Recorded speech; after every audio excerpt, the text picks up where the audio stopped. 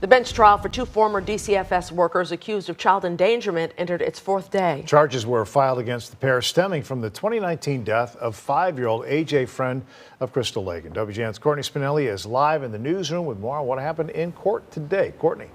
Mike Emery, late this afternoon, prosecutors rested their case after calling several witnesses to the stand to testify over the last few days. During the proceedings today, a judge also viewed several video files, with much of those depicting AJ's mother berating and repeatedly questioning him. We do want to warn you, it may be difficult to hear. Good morning, officer. The joint trial for Andrew Polovin and Carlos Acosta continuing Thursday in McHenry County. The state calling several witnesses to the stand, including a police sergeant who worked AJ's missing persons case, attorneys specializing in child abuse and neglect cases, a doctor, and a woman who fostered AJ Friend as an infant. There were various videos located from March of 2019 that depicted AJ Friend with injuries. Yes.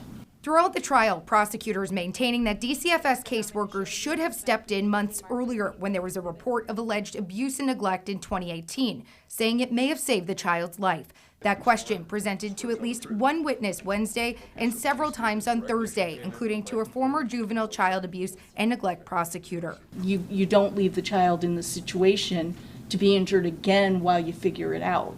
Pamela Wells testifying based on what she knows about the case. She doesn't believe Joanne Cunningham would have had the opportunity to murder her son had the court been involved, with more eyes on him, whether services were being provided or he was in DCFS custody. The defense taking the chance to cross-examine Wells, mainly on procedural steps in child abuse and neglect courtrooms. My question is about who can take protective custody, because your earlier testimony was mandated reporters.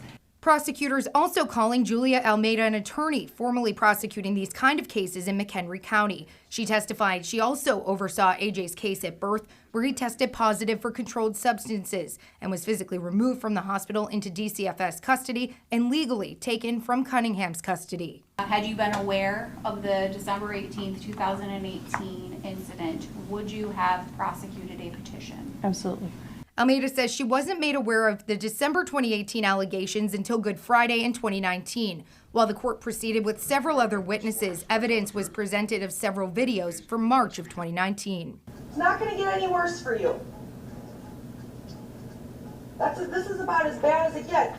Those videos presented to the judge and not shown to the courtroom, which only heard audio depicting AJ's mother repeatedly questioning and swearing at him.